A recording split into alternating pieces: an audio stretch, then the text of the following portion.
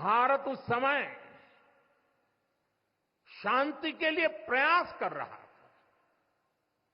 बदले में पाकिस्तान ने फिर एक बार अपना अविश्वासी चेहरा दिखाया। लेकिन सत्य के सामने असत्य और आतंक की हार हुई। साथियों, पाकिस्तान ने अतीत में जितने भी दुष्प्रयास किए उसे मुंह की खानी पड़ी है। लेकिन पाकिस्तान ने अपने इतिहास से कुछ नहीं सीखा है। वो आतंकवाद के सहारे, प्रॉक्सी वॉर के सहारे अपने आप को प्रासंगिक बनाए रखने का प्रयास कर रहा है। लेकिन आज जब मैं उस जगह से बोल रहा हूं जहां आतंक के आकाओं को मेरी आवाज सीधे सुनाई पड़ रही है, मैं आतंकवाद के इन सरपरस्तों को कहना चाहता हूं कि उनके नापाक मंसूबे कभी कामयाब नहीं होंगे।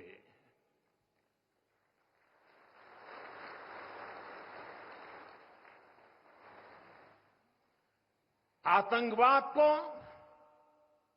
हमारे जाबाज पूरी ताकत से कुचलेंगे। दुश्मन को मुंह तोड़ जवाब दिया जाएगा। साथियों, लद्दाख हो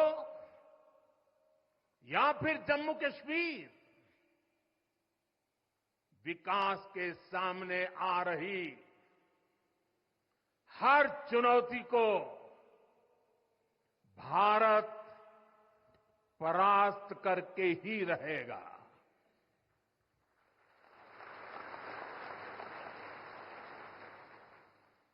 कुछ ही दिन बाद इस 5 अगस्त को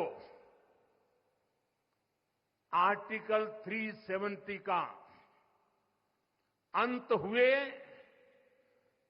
5 वर्ष पूरे होने जा रहे हैं। जम्मू कश्मीर आज नए भविष्य की बात कर रहा है, बड़े सपनों की बात कर रहा है। जम्मू कश्मीर की पहचान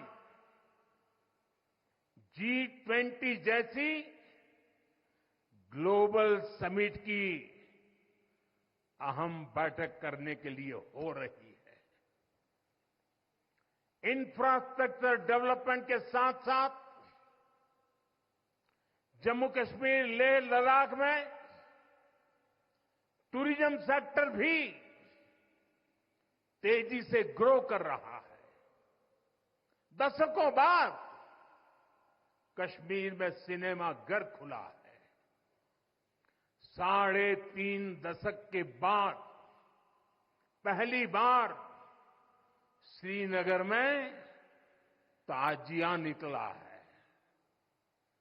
धरती का हमारा स्वर्ग तेजी से शांति और सौहार्द की दिशा में आगे बढ़ रहा है। साथियों, आज लद्दाख में भी विकास की नई धारा बनी है। सिंकुल्ला टनल, इसके निर्माण का काम शुरू हुआ है। सिंकुल्ला टनल के जरिए लद्दाख पूरे साल हर मौसम में देश से कनेक्टेड रहेगा। ये टनल लद्दाख के विकास और बेहतर भविष्य के लिए नई संभावनाओं का नया रास्ता खोलेगी। हम सभी को पता है कि कठोर मौसम की वजह से लद्दाख के लोगों को कितनी मुश्किलें आती हैं। सिंकुंतला टनल के बनने से ये मुश्किलें भी कम होगी। मैं लद्दाख के मेरे भाई बहनों को इस टनल का काम शुरू होने के लिए विशेष बधाई देता हूं। साथियों, लद्दाख के लोगों का हित हमेशा हमारी प्राथमिकता रहा है। मुझे याद है कोरोना के समय में करगिल क्षेत्र के हमारे कई लोग ईरान में फंस गए थे। उन्हें वापस लाने के लिए मैंने व्यक्तिगत स्तर पर काफी प्रयास किए। ईरान से लाकर उन्हें जैसलमेर में ठहराया गया था और जब स्वास्थ्य की दृष्टि से पूरी तरह संतोषजनक रिपोर्ट मिले, उसके बाद उन सबको उनके घर तक यहां पहुंचाया था। हमें संतोष है कि हम अनेकों जिंदगियों को बचा पाए। यहां के लोगों की सुविधाएं बढ़े, ईज ऑफ लिविंग बढ़े, इसके लिए भारत सरकार निरंतर प्रयास कर रही है।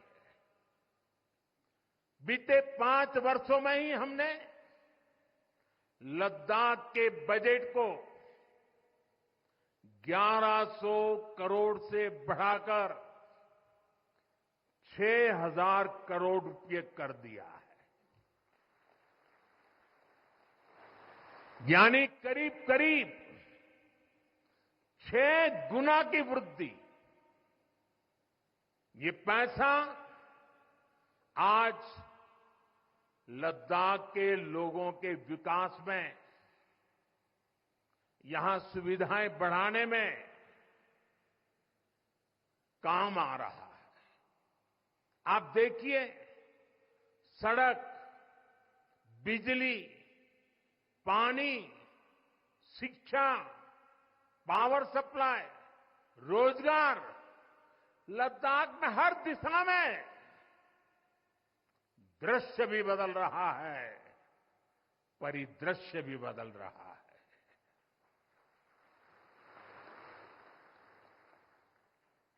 पहली बार यहां होलिस्टिक प्लानिंग के साथ काम हो रहा है। जल जीवन मिशन की वजह से अब लद्दाख के 90% से ज्यादा घरों में पाइप से पीने का पानी पहुंच रहा है। लद्दाख के युवाओं को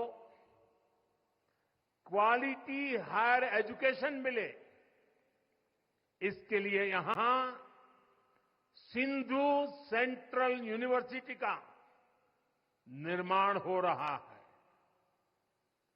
पूरे लद्दाख क्षेत्र को 4G नेटवर्क से जोड़ने का काम भी चल रहा है। 13 किलोमीटर लंबी जोजिला टनल का काम भी जारी है।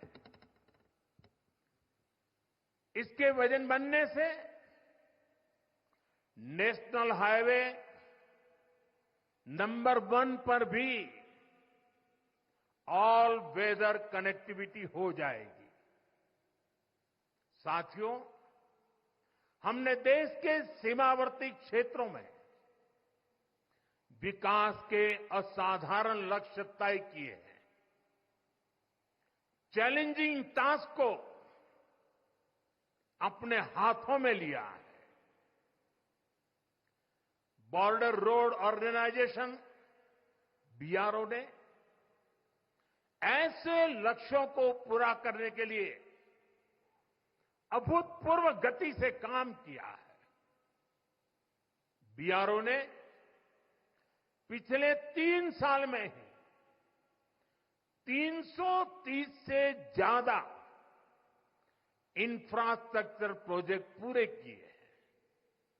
इसमें लद्दाख के विकास कार्यों से लेकर पूर्वोत्तर में सेला टनल जैसे प्रोजेक्ट भी शामिल है। मुश्किल टेरेन्स में विकास की ये गति नए भारत की क्षमता और दिशा दोनों दिखाते हैं। साथियों, आज की वैश्विक परिस्थितियां पहले से अलग है। इसलिए हमारी सेनाओं को हथियारों और उपकरणों के साथ साथ कार्यशैली और व्यवस्थाओं में भी आधुनिक होना चाहिए। इसलिए देश दशकों से डिफेंस सेक्टर में बड़े रिफॉर्म्स की जरूरत महसूस करता रहा था। सेना स्वयं वर्षों से इसकी मांग कर रही थी,